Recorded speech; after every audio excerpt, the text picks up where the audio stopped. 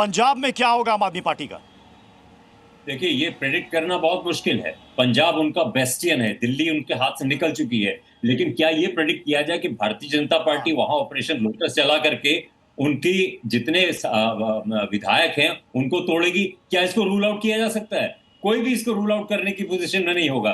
2/3 मतलब जो उनका जो 1/3 हिस्सा है, क्या उनको तोड़ के ले जाएगी ताकि कोलैप्स कर जाए? ऐसा अभी लगता नहीं है। लेकिन ऐसी जगह पे, ऐसी कमजोर नब्ज पे वो हथौड़ा मारेंगे जहां पे बुलबिला के रह जाएं आम आदमी पार्टी के नेता और कुछ कर ना पाए। तोहिन सिन्हा भी कह रहे थे कि सब बेदाग हैं, लेकिन जो लवली यूनिवर्सिटी वाले हैं मित्तल साहब, उनके घर पे छापा पड़ा, तो अब वो कैसे बेदाग हो गए?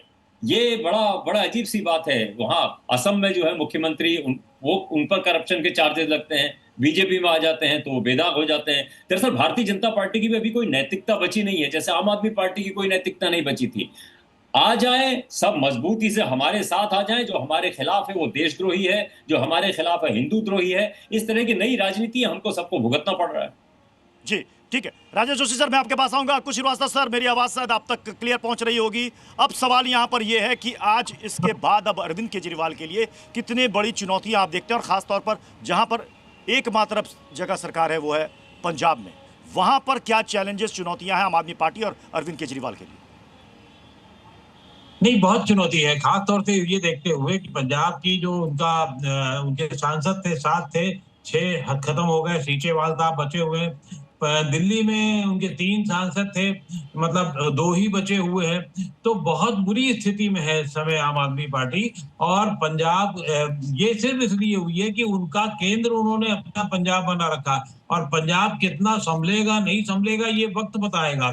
लेकिन दिक्कतें बहुत सारी हैं और ये अभी राइट ऑफ नहीं किया जा सकता आम आदमी पार्टी को वहां।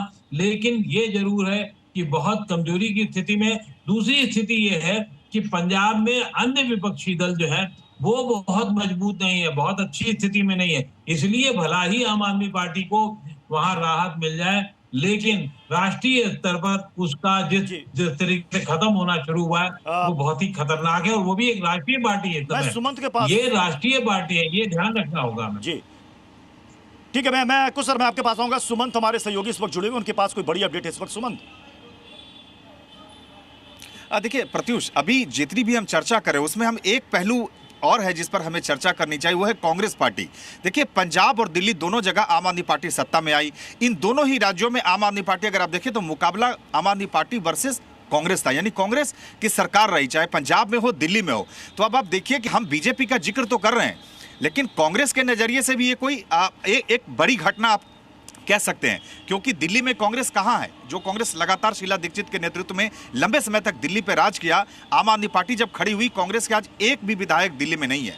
आप याद करें पंजाब में जब आम आदमी पार्टी की सरकार बनी, उससे पहले भी उससे पहले वहां कांग्रेस की सरकार थी। तो कहीं ना कहीं ये देखना है कि भारतीय जनता पार्टी तो मजबूत होती हुई दिख ही रही है, लेकिन मुझे लग रहा है कि कांग्रेस के लिए भी कोई कम विन विन सिचुएशन नहीं है, क्योंकि जैसे जैसे अरविंद केजरीवाल मजबूत हुए हैं, मुझे जहां तक लग रहा है प्रत्युष, वो भारतीय जनता पार्टी से ज्यादा अरविंद केजरीवाल ने पॉलिटिकल डैमेज कांग्रेस पार्टी का किया है। तो आज बीजेपी की तो बल्ले बल्ले होती हुई दिख रही है, लेकिन मुझे लगता है मनी मन आज कांग्रेस पार्टी भी जरूर खुश हो रही होगी प्रत्युष, कि कहीं ना कहीं उन्हें ये लगता है कि अब उनके लिए राघव चड्ढा बीजेपी दफ्तर। जी सुमंत, खबर यह है कि राघव चड्ढा बीजेपी दफ्तर पहुंच चुके हैं।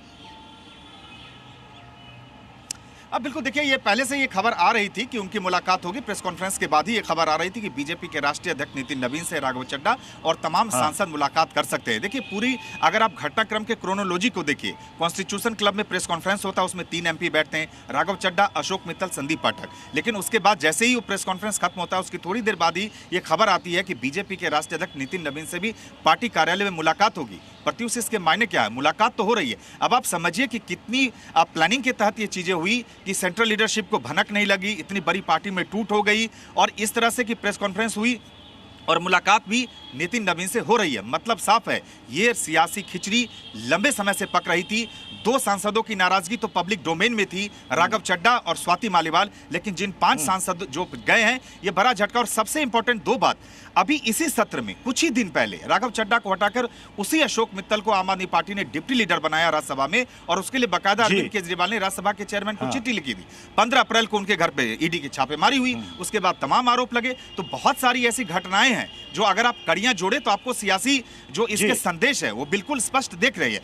और एक बात और कि अब देखिए ठीक है, एक और मैं- प्रत्युष मैं छोटी सी बात कहना जी। चाहूंगा कि पहला रिएक्शन आया पंजाब को लेकर अरविंद केजरीवाल का, उसके बाद तमाम जो पार्टी हैं अब कहीं ना हाँ। कहीं पंजाबी अस्मिता से जोड़ते हुए दिख रहे हैं, चाहे अरविंद केजरीवाल हो, भगवंत मानो कि पंजाब के पीठ में छुड़ा भोंका, पंजाब को धोखा दिया, यानी अब दिल्ली के बाद हाँ। पंजाबी आखिरी किला है, अगर वो ढह गया तो पार्टी बचाना आसान नहीं होगा, सब कुछ हाँ। अब झोंक देना है। तो कहीं ना कहीं अब ये सियासत पंजाब के इर्द गिर्द घूमती हुई जी। दिखाई देगी और अब ये- पूरी आम आदमी पार्टी की लाइन बिल्कुल क्लियर बिल्कुल है बिल्कुल